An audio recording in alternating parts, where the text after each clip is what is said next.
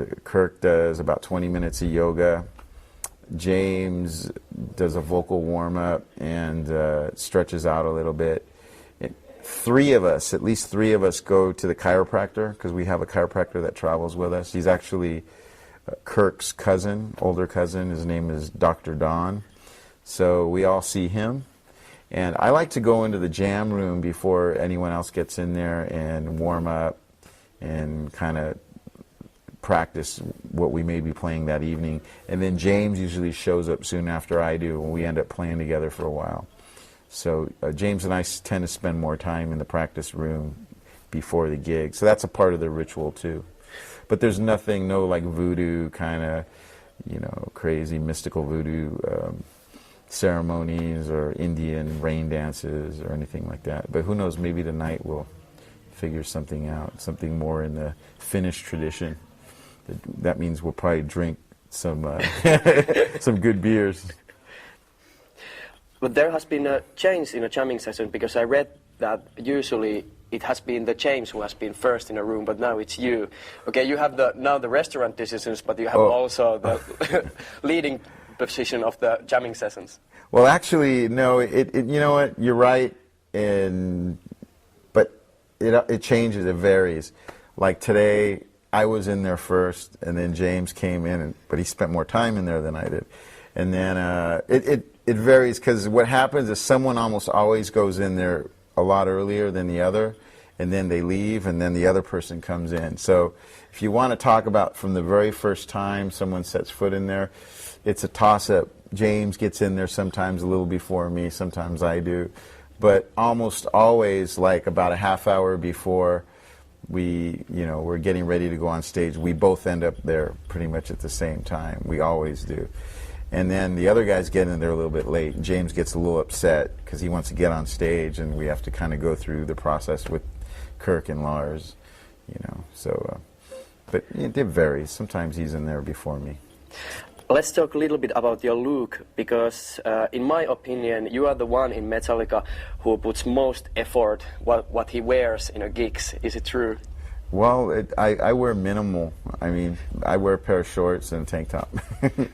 And that's all I need. I've been probably dressing the same way for about 18 years as far as like performances.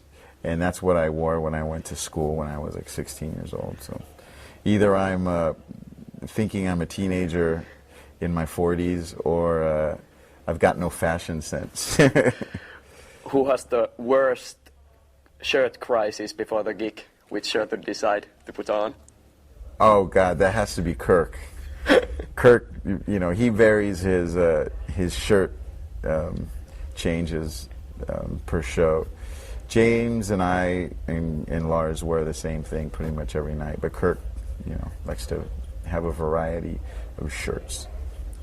I have to ask more about your look.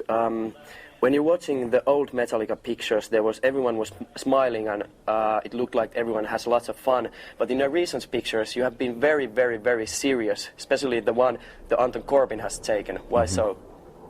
Because Anton Corbijn, when you're taking pictures with him, it's rough sometimes. This guy, you don't see it, but he's got stun guns, and he's got a pit bull that you don't see in the pictures, but the pit bull is going to attack you if you smile. So we tend not to smile so much with Anton, because we don't want to get bit by his pit bull, and we don't want to get stung by a stun gun.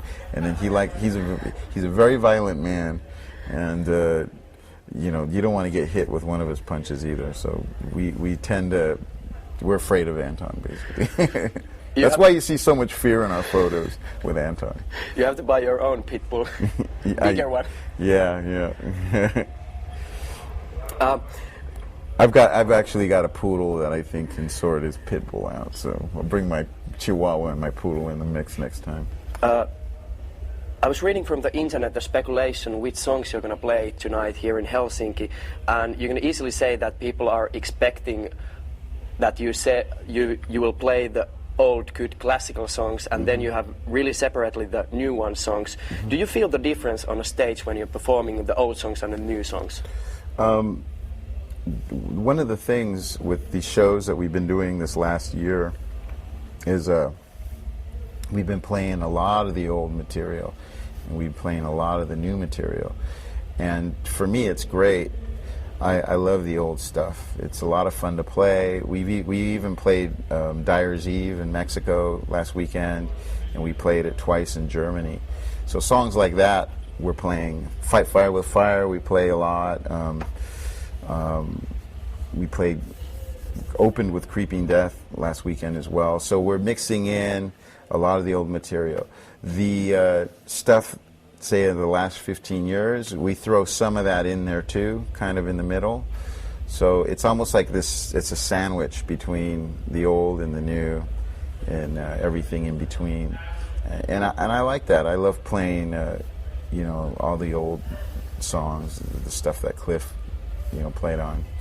And I mean, I like the Black Album stuff too, and Fuel and all that. But it's kind of nice to get back to the old school. And it just seems like the new material has a thrashy element to it, which obviously the old material has. So there's some stuff that really fits well together. Do you ever get pissed off that the beginning musicians, they don't train with the new songs, they only play the old classic ones?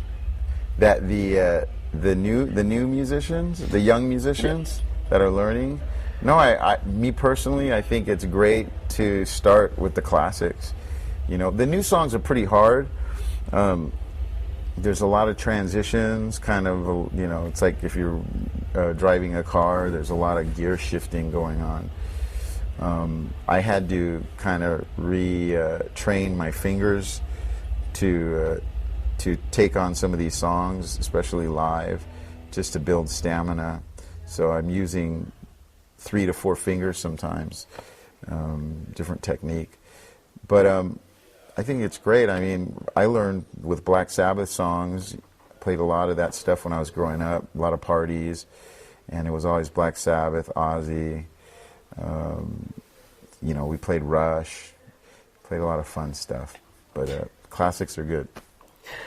Metallica has had a long fight against music piracy on internet, and in my opinion, you have been a bit skeptic for the digital music publishing. When do we find the Metallica from the Spotify? The Metallica from the what? From the Spotify. It's a music provider. I have no idea. I'm still recording with a little cassette recorder like this. This is how, when I come up with ideas for when I'm writing a song, this is what I record on. It's a joke. I don't even know how to work Pro Tools. So you're asking me about digitized whatever. I have no answer for you, sorry. Okay. Thanks for the interview. No problem. Thanks for having me.